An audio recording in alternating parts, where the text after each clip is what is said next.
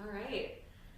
Please tell me your full name and how long you have lived at Fort Wainwright. Yeah, I'm Alex Sexauer, and I've been at Fort Wainwright since 2017. How long have you and your spouse been together and living this military life? So Jess and I have been together since 2014. We've been kind of doing the whole military lifestyle thing ever since. Where have you been stationed other than here? So we met in Colorado when Jess was stationed at Fort Carson. I was living in Denver at the time. We moved to Fort Rucker, Alabama for career course after that, and then moved up to Alaska. How have you enjoyed living in Fairbanks versus some of the other places? It's a little bit different than Denver, I would say. I would agree with you. I have loved Alaska. I think that Alaska is, Fairbanks specifically, is just a really nice, tight-knit community, and you really have to rely on each other in order to thrive up here.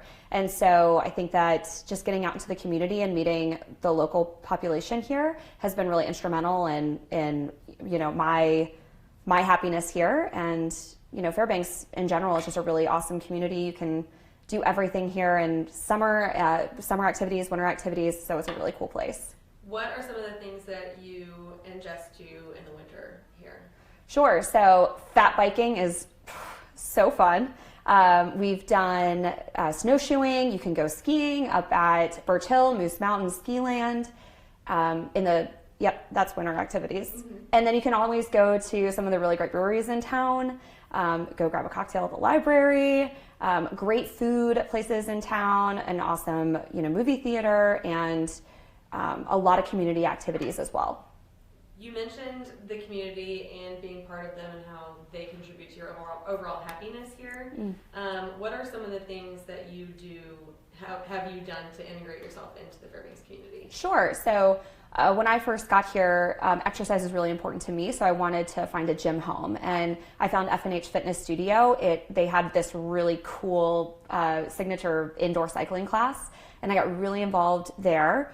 And then I just decided that I wanted to be an instructor part-time, and so I learned how to do that, and I went into their instructor program. So I was able to really immerse myself in the local Fairbanks community by becoming a spin instructor there and a trainer at the gym. So that's really awesome that you do that. Thanks. So you're part-time employed there. Mm-hmm. What else do you do for work?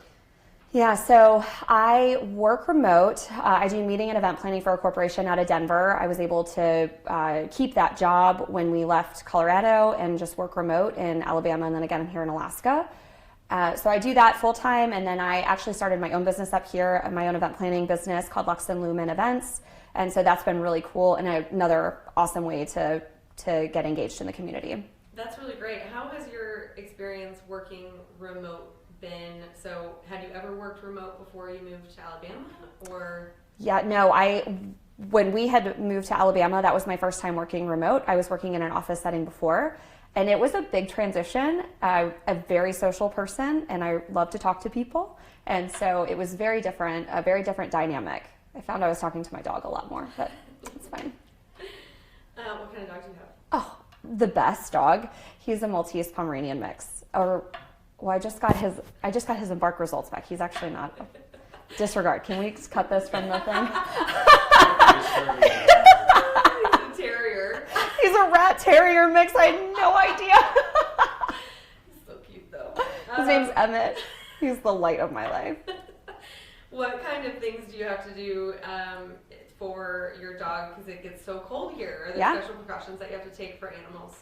Sure, yes. So Emmett is small, and so there is a lot of snow that comes. So we have to make him a little path so he can go to the bathroom outside. And he's got little booties for when it gets super cold.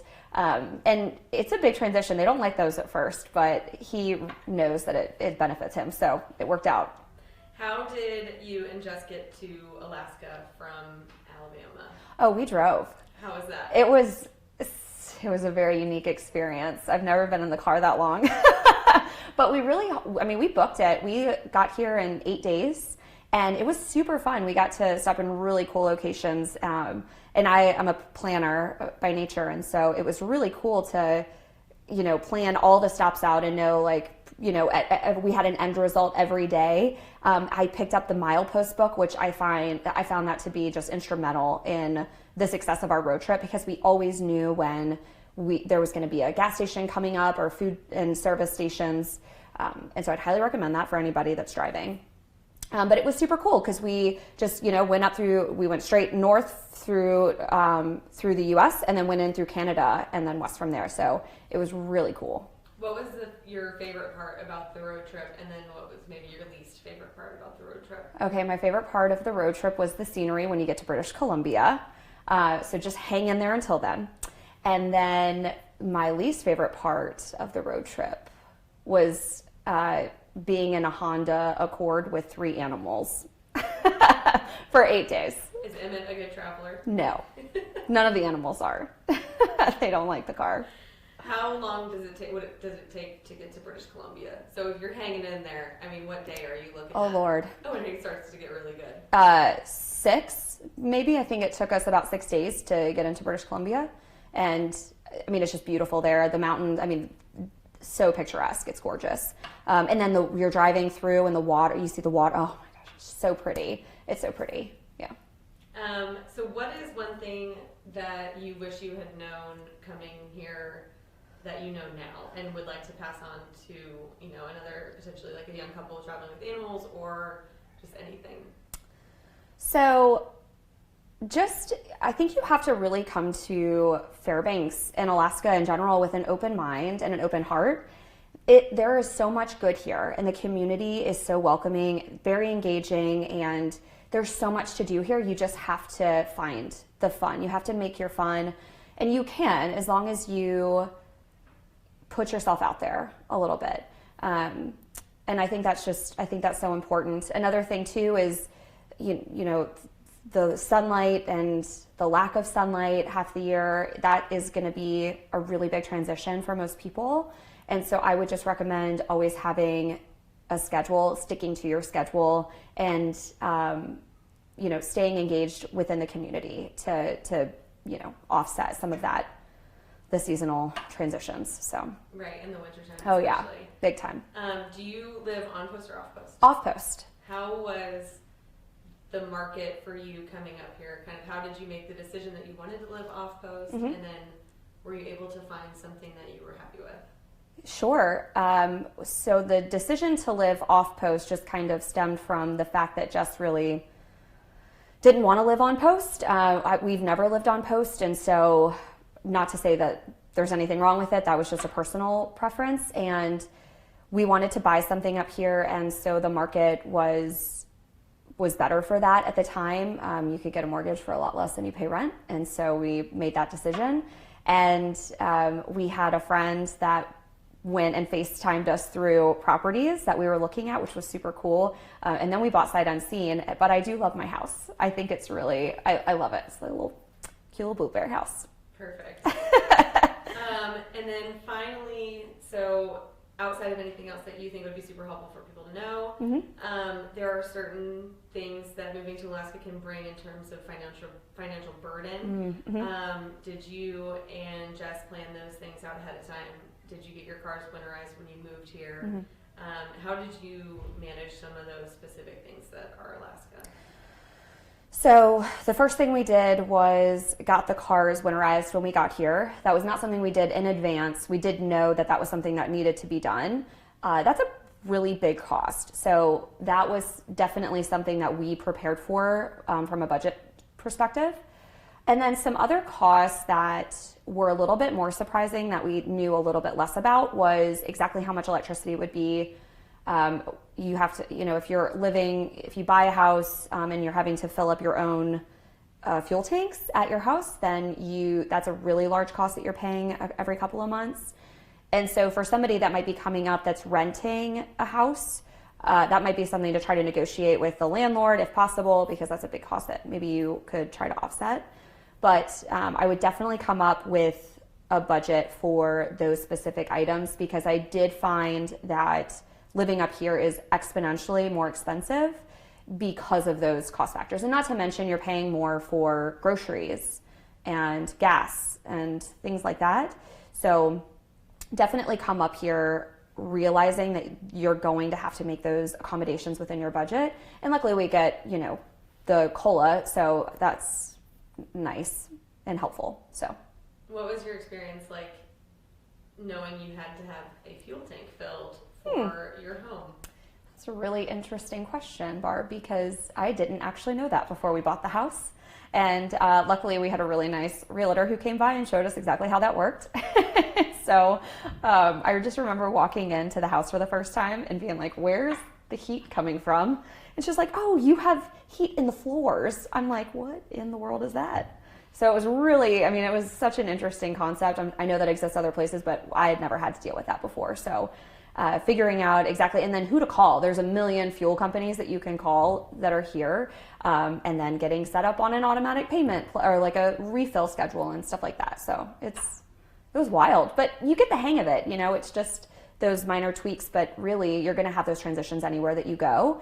And so again, it's all about just being open-minded and coming into it, knowing that you're going to have these transition periods. We're just still trying to figure it out, but you'll get there. It's a good community and people have you'll have the resources available to you. So have you found that people they embrace the military around Fairbanks?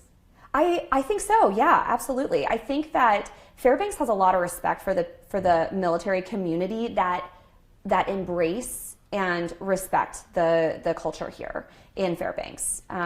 There's always going to be some people that say that they're going to have their negative thoughts about Fairbanks. But I think that if you just engage with them and respect them and appreciate them and their businesses, they're going to show you that love and respect back. So what's your favorite place to get a drink in Fairbanks? Oh. What's your favorite place to eat like a nice meal in Fairbanks?